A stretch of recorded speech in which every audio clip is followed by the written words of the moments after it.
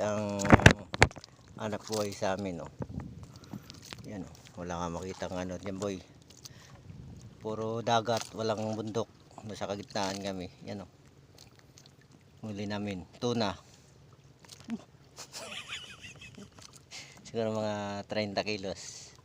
Kanina pa yung nagbabatak kayo, no? Yung puti, no? Ganso, ganso. Ay, putik. Ginamay lang.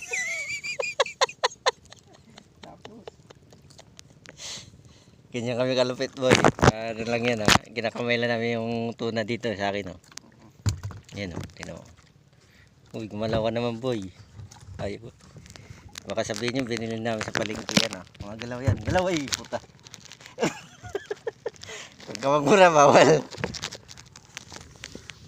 Yan, ha. Tingnan mo, hindi lang yan ang huli namin, oh. Yan, oh. Marami yan.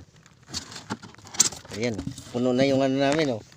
Siguro mga 30 kilos na yung huli namin. Ayan, oh, punong-puno. Ano yan? Yung collar na yan, siguro mga 80 kilos ang laman. Ayan, nakita nyo yan, ha.